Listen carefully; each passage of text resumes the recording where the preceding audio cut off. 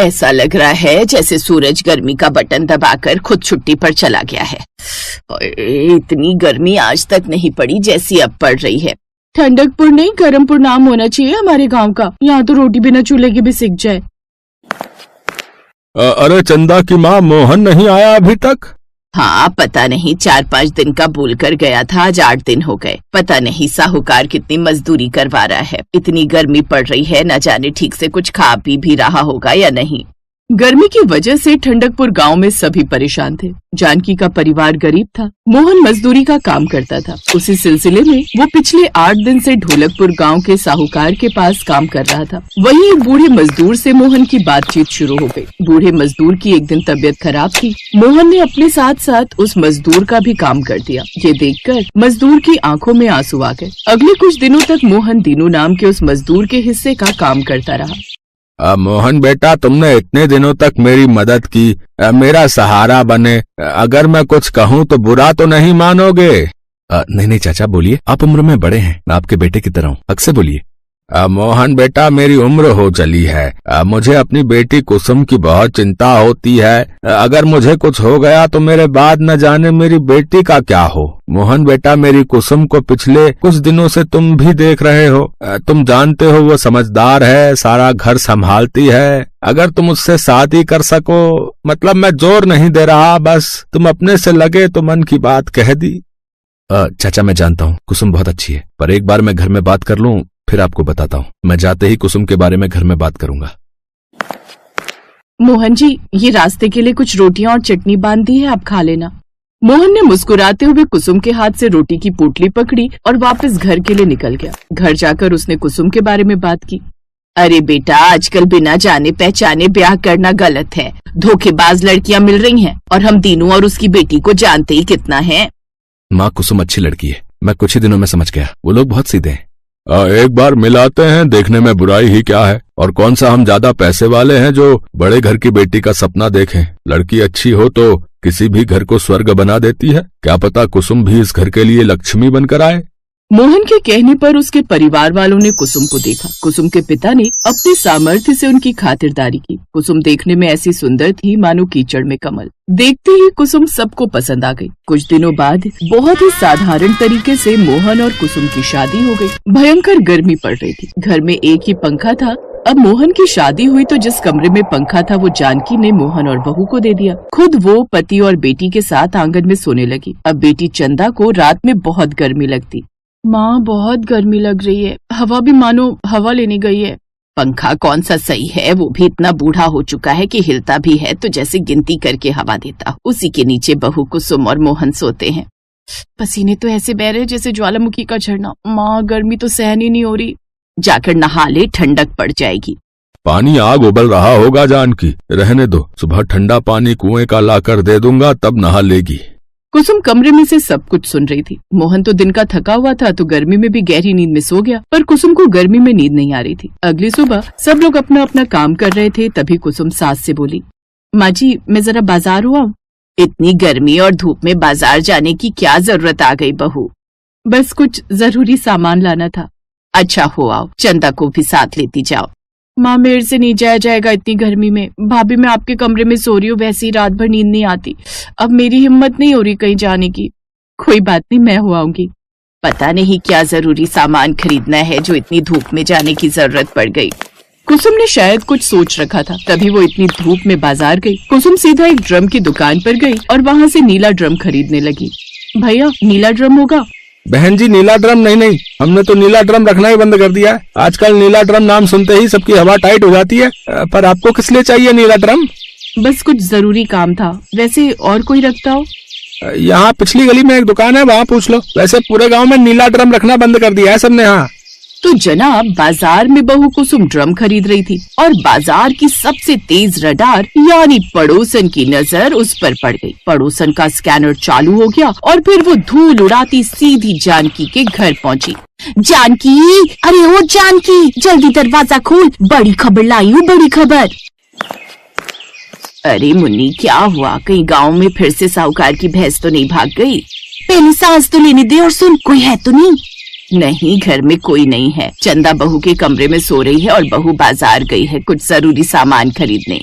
वही तो, जरूरी तो होगा ही, तब भी सोचो कुछ गड़बड़ है। अरे तुम्हारी बहू को मैंने बाजार में देखा है नीला ड्रम खरीदते हुए। बोली भैया नीला ड्रम ही लूंगी तुम पे, नहीं तो कहीं और से ले लूंगी। दुकानदार भी घबरा गया, बोला बहन जी आजकल नीला ड्रम तो बिकना ही बंद हो गया है।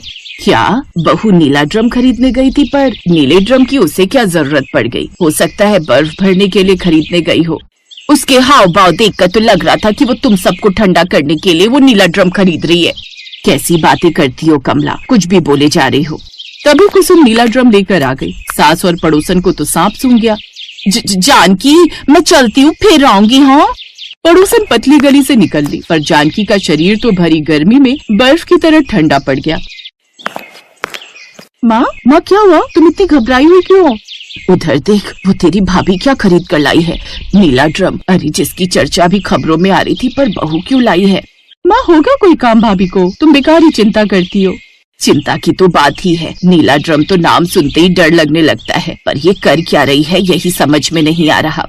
कुसुम घर के आंगन में नीला ड्रम रखती है। सबकी नजरें उसी पर टिकी थी, लेकिन कुसुम बिना कुछ बोले सीधे अंदर जाती है और थोड़ी देर बाद कमरे से कुछ पुरानी चीजें जैसे पंखा, प्लास्टिक, पाइप, मटका और एक टूटी बाल्टी निकालती है। तभी मोहन और उसके पिता भी आ जाते हैं। कुसुम ये सब क्या है? तुम ये नीले ड्रम में क्या कर रही हो? कुछ नहीं, बस गर्मी से बचने का जुगाड़ बना रही हूँ। है गर्मी से बचने का जुगाड़, वो भी इस नीले ड्रम से? जी बाबूजी, मैंने एक बार अखबार में फोटो देखी थी, किसी ने कनस्तर को काटकर कूलर बनाया हुआ था, तो मैंने सोचा मैं भी कुछ ऐसा जुगाड़ कर लेती हूँ, इसीलिए मैं नीले ड्रम से कूलर बनाने जा रही हूँ। वाह, क्या जुगाड़ लगा रही हो कुसुम। वैसे कहो तो मैं भी तुम्हारी मदद करता हूँ। हाँ, आप वो मटके में पानी भर दो, फिर पाइप लगाकर पंखा फिट कर देंगे। बाबूजी, हमें सबसे पहले इस ड्रम को काटना होगा। मैं आरी लाता हूँ बहू। कुसुम अपने पति और ससुर की मदद से जुगाड़ लगाकर नीले ड्रम से कूलर तैयार कर देती है। पड़ोसन अपने घर की छत से सब कुछ देख रही थी। जैसे उसने नीले ड्रम के कूलर की ठंडी ठंडी हवा देखी तो वो भी हवा खाने आ गई। बहू तुमने तो कमाल कर दिया, साक्षात लक्ष्मी बनकर आई हो तुम तो। हमारे घर इतनी गर्मी में तुम्हारी वजह से हमें राहत मिल गई। बहुत बढ़िया कूलर बनाया है तुमने। भाभी, एक नीला ड्रम और खरीद लेते हैं और ऐसे एक और कूलर बना लेंगे यहाँ आंगन में रखने के लिए, फिर हमारे घर में 2 कूलर हो जाएंगे। अरे कुसुम बहू, एक कूलर मेरा भी बना दोगी? वो क्या है ना, मेरे घर में भी कूलर नहीं है। बना देगी बहू, पर पैसे लेगी। अरे इतनी मेहनत से काम कर रही है तो मुफ्त में थोड़ी कूलर बना कर देगी। पैसे दो और कूलर खरीद कर ले जा। आखिर बहू ने दिमाग लगाया है तो उसका फायदा भी तो उसे ही मिलना चाहिए। क्यों, सही कह रही हो ना? हाँ, तो मैं कौन सा मुफ्त में ले रही हूँ?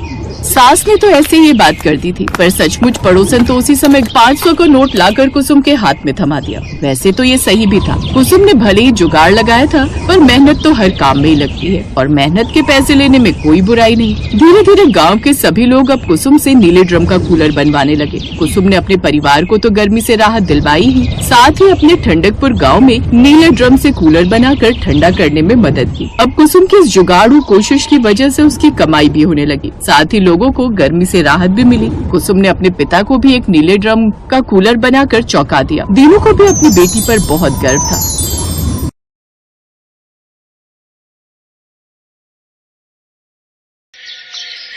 शिवानी, बस अब बहुत हो गया। अब मैं तुम्हारी एक नहीं सुनूंगा। इससे बेहतर रिश्ता फिर नहीं मिलेगा। और तुम एक बार लड़के से मिल तो लो, अगर पसंद ना आए तो हम जिद नहीं करेंगे। पापा, मैंने कहा ना मुझे अभी शादी नहीं करनी। अभी नहीं करने का क्या मतलब है बेटा? शादी के लिए यही सही उम्र होती है। अगर तुझे कोई लड़का पसंद है तो बोलना। हम नहीं माँ, ऐसी कोई बात नहीं है। अब अच्छा ठीक है, मुझे अपना प्रोजेक्ट पूरा करके आने दीजिए, फिर मिल लूंगी मैं जिससे भी आप कहेंगे। ये है शिवानी, जो अपने माता पिता की इकलौती बेटी है और शहर में बड़े ठाट बाट से रहती है। शिवानी के माँ बाप उसकी शादी करना चाहते हैं, लेकिन शिवानी इसके लिए तैयार नहीं है। वो बात को टालकर अपने कॉलेज प्रोजेक्ट के लिए निकल जाती है, जिसके लिए उसे अपनी टीम के साथ कुछ दिन एक पिछड़े गांव में बिताने थे। वो जिस गांव में थी वहां बस कुछ दिन पहले ही बिजली की सप्लाई शुरू हुई थी। यही वजह थी कि यहाँ के लोग शहर के ऐशो आराम से पूरी तरह अनजान थे। भले ही इस गांव में शहर के ऐशो आराम ना हो, लेकिन फिर भी यहाँ कितना सुकून है। यहाँ की हवा से लेकर यहाँ के लोग कितने अच्छे हैं ना। सही बोला तूने, सच में शहर के शोर शराबे से दूर कितना अच्छा लग रहा है यहाँ। शिवानी और उसकी दोस्त बातें कर ही रही थी कि तभी शिवानी की नजर खेत में काम कर रहे एक लड़के पर पड़ी। अंजलि, उधर उधर देख तो जरा। ओह वाह, क्या बॉडी है उसकी, और मसल्स तो देख इसकी। ऐसी बॉडी तो कई साल जिम करने के बाद भी नहीं बना पाते शहर के लड़के। चल ना बात करते हैं। अब नहीं, रहने देना। जिस लड़के के बारे में शिवानी और उसकी सहेली अंजुली बातें कर रही थी वो था इसी गांव का रहने वाला राघव, जो वाकई देखने में बहुत ही अच्छा था। उसकी कद काठी ऐसी थी कि कोई भी लड़की पहली ही नजर में उसे अपना दिल दे बैठे, और ऐसा ही हुआ था शिवानी के साथ। अंजुली के जोर देने पर वो भी उसके साथ राघव से बात करने पहुंची और फिर एक्सक्यूज मी, हाय, मेरा नाम अंजुली है और ये शिवानी। जी नमस्ते, हम राघव। बताओ क्या समस्या है? समस्या तो कुछ नहीं है, वो असल में शहर से जो टीम आई है ना, हम उसी के साथ आए हैं। आपका गांव घूमना चाहते हैं, आप घुमाएंगे हमें प्लीज? माफ कीजिए मैडम, हमें बहुत काम है, आप किसी और से पूछ लो। इतना कहकर राघव वापस अपने काम पर लग गया और शिवानी वहीं खड़ी उसे काफी देर तक देखती रही। उसे राघव पसंद आ गया था। उसके बाद वो हर दिन राघव को ढूंढी लेती और किसी न किसी बहाने से उससे बातें करने की कोशिश करती। राघव को भी जल्दी ही शिवानी के दिल का हाल समझ आ गया और फिर, देखो राघव, तुम चाहे जो कहो, मैंने तय कर लिया है, मैं अगर शादी करूंगी तो सिर्फ तुमसे। लेकिन मैडम, हम शहर नहीं आ सकते, यहाँ हमारा भरा पूरा परिवार है, हम को नहीं छोड़ सकते, चाहे जो हो जाए। तो तुमसे शहर आने को बोल ही कौन रहा है? और वैसे भी शादी के बाद लड़कियां ससुराल आकर रहती हैं, लड़के नहीं। मुझे तुम और तुम्हारा ये गांव बहुत भाग्य है। राघव प्लीज मुझसे शादी कर लो, मैं यहाँ तुम्हारे साथ खुशी खुशी रहूंगी। शिवानी की ये बात राघव के दिल पर जा लगी। सच तो ये था कि उसे भी शिवानी पसंद थी, लेकिन अब जब शिवानी उसके खातिर शहर छोड़कर गांव में रहने को भी तैयार थी तो उससे भी ना नहीं बोला गया। शिवानी ने गांव से लौटकर अपने घर वालों को राघव के बारे में बताया। फिर काफी नानुकुर के बाद आखिरकार शिवानी के माता पिता को झुकना ही पड़ा और इस तरह शिवानी और राघव की शादी की तैयारियां शुरू हो गई। पापा, एसी बुक करने की कोई जरूरत नहीं है, वहाँ गांव में अभी लाइट के कनेक्शंस हुए हैं तो वोल्टेज इतने नहीं आते कि एसी चल सके। आप ऐसा कीजिए, एक अच्छा सा कूलर ही खरीद दीजिए, बस वही काफी होगा। और वैसे भी गांव में शहर से कम गर्मी होती है तो वहाँ कूलर ही बहुत है। शिवानी जानती थी कि गांव में उसकी जिंदगी आसान नहीं होगी, लेकिन फिर भी राघव के लिए वो अपने सारे ऐशो आराम छोड़ने को तैयार थी। जल्द ही शिवानी और राघव की शादी हो गई और शिवानी के साथ उसका कूलर भी उसके ससुराल आ गया। अरे ये का बला है भाई, देखो तो पहले कभी नहीं देखे। हवा डिब्बे वाला मशीन है बाबा, बिजली से चलत है यो। राघव का बड़ा परिवार था। उसके माता पिता, चाचा चाची और उसकी छोटी बहन सब साथ ही रहते थे। और फिर एक दिन, सुनो ना, अब काफी गर्मी होने लगी है, आप ये कूलर का कनेक्शन कर दो ना। हाँ, बस एक बार हम घर में बत्ती से कनेक्शन करवा ली हैं, तभी कूलर चल पाया है तुम्हार। अब ठीक है, कोई बात नहीं। अगले ही दिन राघव अपने घर में लाइट का कनेक्शन करवा लेता है और फिर बारी आती है कूलर को बिजली से जोड़ने की। राघव कूलर का कनेक्शन करने जा ही रहा होता है कि तभी उसकी माँ आकर उससे कहती है, अरे लल्ला, जो का कर रहे हो तुम? मायो कूलर को कनेक्शन कर रहे है, और का कनेक्शन जो का होता है? का कोई खाने की चीज है का? ना मेरी अम्मा, कनेक्शन को मतलब है कि हम जा कूलर को बत्ती से जोड़ के चलान जा रहे। अच्छा लल्ला, जो कूलर वही तो है जो गर्मी में ठंडी लाई दी है। हाँ अम्मा, यो भैया। अरे अरे सबे लोग सुनो, हम आओ लल्ला, कूलर चलाने जा रहे हो, सब लोग आओ, जल्दी आओ रे। इसके बाद घर के सभी लोग घर के आंगन में आ जाते हैं और पास में शिवानी कूलर को लेकर सभी लोगों का उत्साह देखकर हंसे जा रही थी। सब लोग कूलर को ऐसे देख रहे थे जैसे कोई अजूबा देख लिया हो। कोई खुशी से नाच रहा था तो कोई टकटकी लगाए बस कूलर को ही देखे जा रहा था। राघव के माता पिता तो कूलर के आगे झुककर उसे प्रणाम भी करने लगे थे। ए कूलर महाराज, अब आप हमें चला के दिखाए दे, बड़ी कृपा होएगी। अरे बाबूजी, ये कोई इंसान या देवता नहीं है, ये तो बस एक मशीन है। अभी देखिए, बिजली से कनेक्शन होते ही ये चल पड़ेगा और फिर देगा इस गर्मी में ठंडी का एहसास। अरे भाभी, जो गर्मी में ठंडी ला दे वो देवता से कम थोड़े है। काय अम्मा, सही बोले ना हम? हाँ बेटी, तुमने बिल्कुल सही कही। और वैसे भी घर में कछु नया काम पूजा पाठ से ही होना चाहिए। जो तुम ऐसा करो, जाके आरती की थाली सजा लाओ। राघव की बहन जाकर तुरंत आरती की थाली सजा कर ले आई। असल में पूरे गांव में सिर्फ राघव का ही घर था जहां कूलर जैसी कोई चीज आई थी। तो सिर्फ घर वाले ही नहीं बल्कि गांव के लोग भी उत्सुकता से उस कूलर को चलते देखने वहां पहुंच गए थे और बड़ी ही बेसब्री से कूलर के चलने का इंतजार कर रहे थे। राघव की माँ ने बड़ी ही श्रद्धा से कूलर की पूजा की, उसकी आरती उतारी और फिर राघव जैसे ही कूलर के स्विच को ऑन करने के लिए आगे बढ़ा तो उसके पिता ने उसे रोकते हुए कहा, अरे थोड़ा रुक जा राघव, सब लोग आए के कूलर देवता के पाए छू लो भैया, उसके बाद ही ये चालू होएगो। इतना सुनकर वहाँ मौजूद सभी लोग बारी बारी से कूलर के पैर छूने के लिए आने लगते हैं और ये देखकर तो शिवानी की हंसी नहीं रुक रही थी, लेकिन किसी को बुरा न लगे इसके लिए वो सबसे मुंह छिपाकर हंस रही थी। फिर जब सभी लोगों ने कूलर को झुककर प्रणाम कर लिया तब जाकर आखिरकार राघव ने कूलर का प्लग लगाकर उसका स्विच ऑन किया। लेकिन ये क्या, कूलर तो चला ही नहीं है। जो का भयो, जो चल का नहीं रहो। हाय मोरे राम, जो तो बड़े अपसगुन हो गए हो। जरूर कूलर देवता हमसे नाराज हुई गए हैं। बताओ यहाँ कौन है जो कौन गलत काम करके आओ है, बताओ जल्दी। उसकी वजह से ही कूलर देवता नाराज भय हैं। अरे चाची जी ऐसा कुछ भी नहीं है, वो देखिए बस लाइट चली गई है इसीलिए कूलर नहीं चल रहा है। अच्छा तो अब हम क्या करिए बहू? करना क्या है, थोड़ा सा बस इंतजार कीजिए, जैसे ही लाइट आएगी तो ये कूलर खुद ब खुद ही चलने लगेगा। शिवानी के ऐसा कहने के बाद पूरा परिवार और गांव के लोग भी कूलर को घूरने लगे। कोई वहां से हिलने को भी तैयार नहीं था क्योंकि हर कोई बस एक बार उस कूलर को चलते हुए देखना चाहता था और उसकी ठंडी हवा को महसूस करना चाहता था। काफी घंटों के बाद सबका ये इंतजार आखिरकार खत्म हुआ जब बिजली आ गई। बिजली के आते ही कूलर तेज आवाज के साथ चल उठा और कूलर को चलते देख सभी लोग पहले तो चौंके, लेकिन फिर उसकी ठंडी हवा को महसूस कर खुशी से नाचने लगे।